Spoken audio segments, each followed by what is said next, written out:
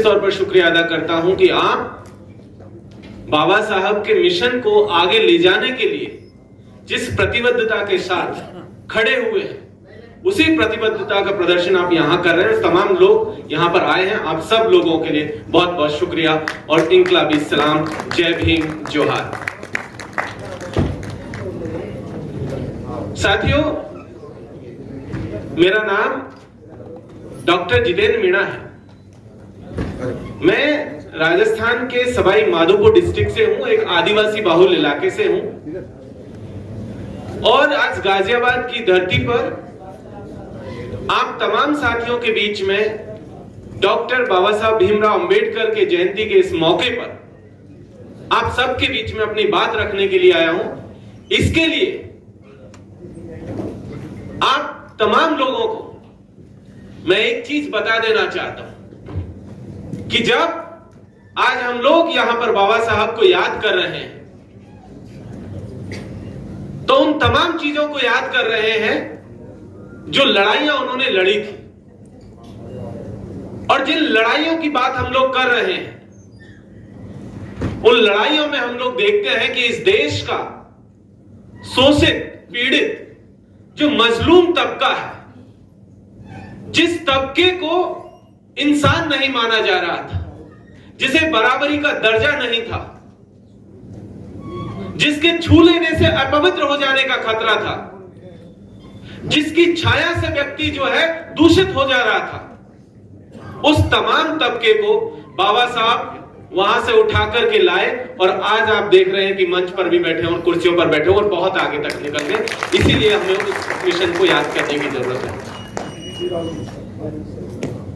आप याद कीजिए कि बाबा साहब जो लड़ाई लड़ रहे थे अपने दौर में, क्या वो लड़ाई अपने मुकाम तक पहुंची है?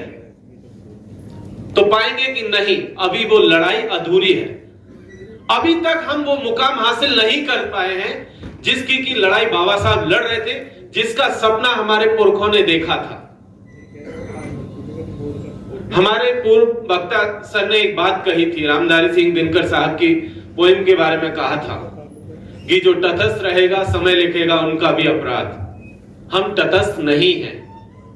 हमने इस दौर में अपनी एक पोजीशन ली है और वो पोजीशन ये है कि हम हमारे पुरखों के जो सपना था उस सपने के साथ खड़े हुए और यही हमारी पोजीशन है। आज जिस दौर में हम यहां पर हैं, वो एक दौर ऐसा है जहां इस देश का निजाम हमारे पुरखों के सपनों को कुचलने की कोशिश कर रहा है। जो हुक्मरान बनकर के बैठे हुए हैं,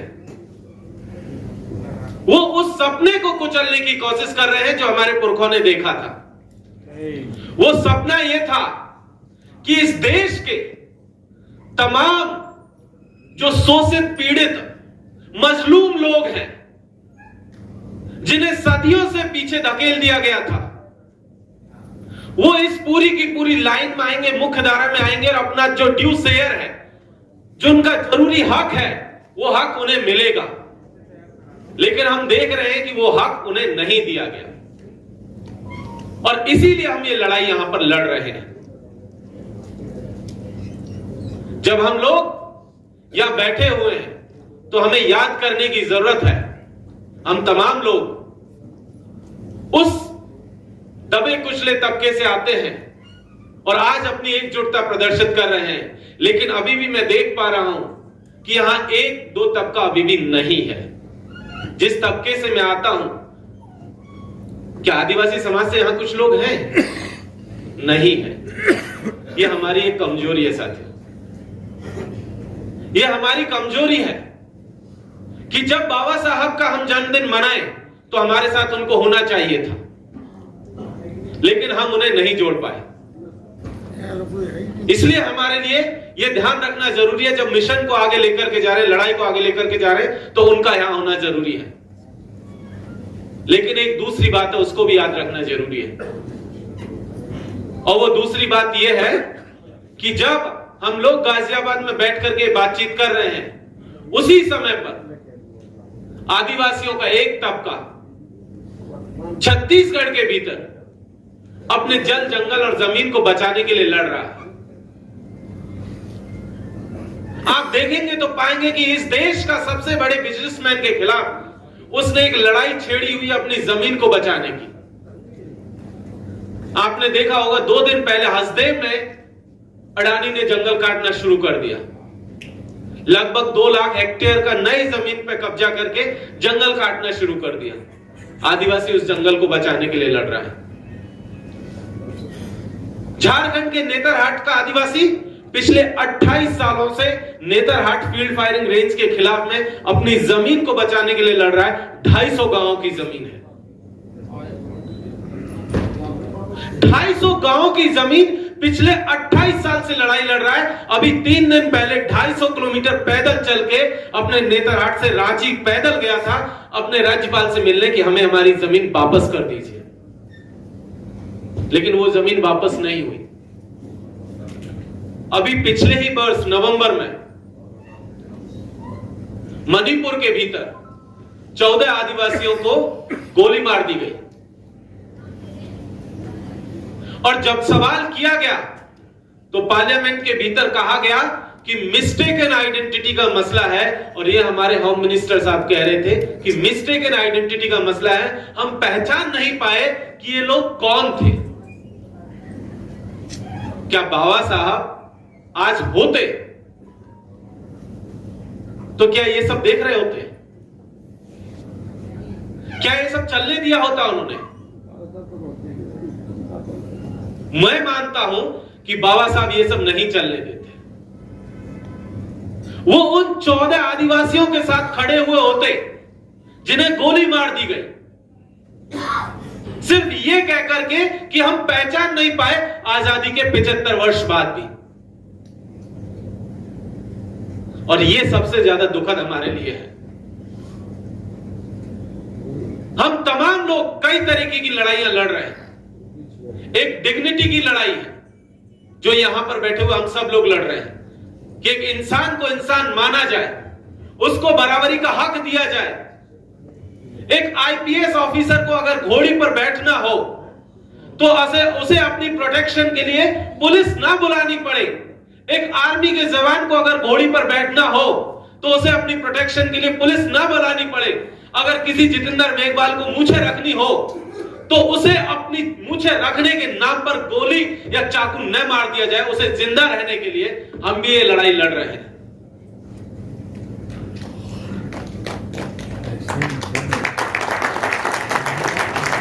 क्या गुनाह था जितेंद्र मेघवाल का? मूछें रखना आजादी के 75 वर्ष बाद क्या गुनाह है? क्या किसी आईपीएस ऑफिसर का घोड़ी पर बैठ करके अपना बिंदौरी निकालना गुनाह था? क्या किसी सेना के जवान का घोड़ी पर बैठ करके अपनी बारात ले जाना गुनाह है? क्या बाबा साहब ने, हमारे पुरखों ने, चाहे वो जयपाल सिंह मुंडा हो, बोनीफास लाकड़ा हो या कोई और हो, उन्होंने यही सपना देखा था कि 75 वर्ष बाद भी आपको इसी तरीके से मारा जाएगा? मैं मानता हूं कि उन्होंने यह सपना नहीं देखा था।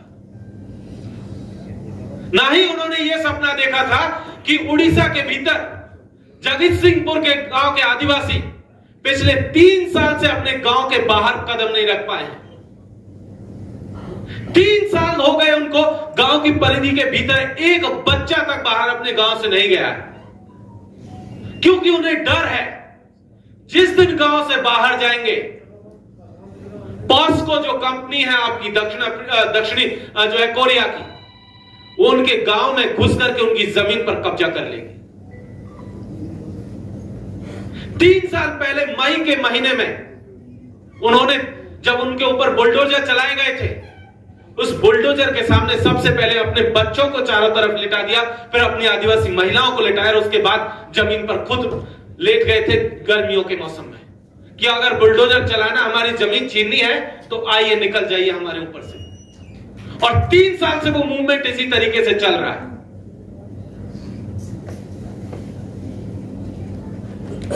सिर्फ इतना ही नहीं है सर, पिछले साल जब पूरा देश किसान आंदोलन के साथ में खड़ा हुआ था, क्योंकि हम जानते हैं कि मेहनत का पैसा क्या होता है, मेहनत की कमाई क्या होती है और उसको कैसे लूटा जा रहा है। इसलिए हम किसान का दर्द भी जानते हैं। हम में से ज्यादातर लोग उन परिवारों से आते हैं जिन्होंने ये मेहनत की है और आज भी कर रहे हैं। लेकिन उसी किसान आंदोलन की तर्ज पर पिछले साल 17 मई से लेकर के आज तक छत्तीसगढ़ के सिलगेर में एक आंदोलन चल रहा है। लगभग 50,000 से ज्यादा आदिवासी वहां पर अपनी जमीन को बचाने के लिए बैठे हुए हैं। 21 मई को 4 दिन बाद 4 लोगों को गोली मारी गई। उसमें एक प्रेग्नेंट महिला भी थी जो उस गोली की वजह से उसे शिकार हुई मौत का। उनको 10,000 रुपए का मुआवजा, एक कंबल दिया गया था।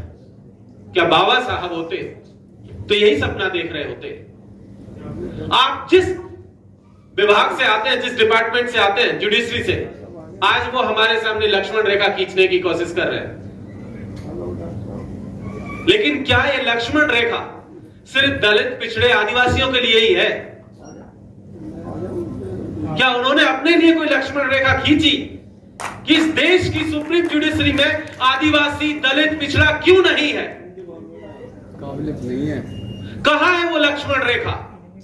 आज जब बुलडोजर चल रहा है दलितों के ऊपर, मुसलमानों के ऊपर, आदिवासियों के ऊपर, तब वो लक्ष्मण रेखा कहां जाती है? इसीलिए साथियों, जब हम लोग यहां बाबा साहब को याद कर रहे हैं तो आज के दौर में हमें ये याद रखना होगा कि अगर बाबा साहब होते तो किन के साथ खड़े होते और किस तरीके से जो सपना उन्होंने देखा था उसको पूरा करने के लिए लड़ रहे होते। मुझे उम्मीद है कि यहां तमाम लोग जो बैठे हुए हैं सब बहुत विद्वान लोग हैं। आप तमाम साथियों से एक ही गुजारिश करके मैं अपनी बात खत्म करूंगा कि साथियों, जो सपना देखा है उस सपने को पूरा करने के लिए अड़िए। जिस बहुजन यूनिटी की हम लोग बात करते हैं उसका रिफ्लेक्शन यहां हॉल में भी होना चाहिए, उसका रिफ्लेक्शन जमीन पर भी होना चाहिए। और क्योंकि हम लोग समाज से एक कदम आगे, तो हमारी जिम्मेदारी ज्यादा है उन तमाम लोगों को यहां एकजुट करने की, हमारे साथ में लाने की। और तभी जाकर के हम बाबा साहब का, जयपाल सिंह मुंडा का जो सपना था उसे पूरा कर सकते हैं। बहुत बहुत शुक्रिया। इंकलाब जिंदाबाद। जय भीम।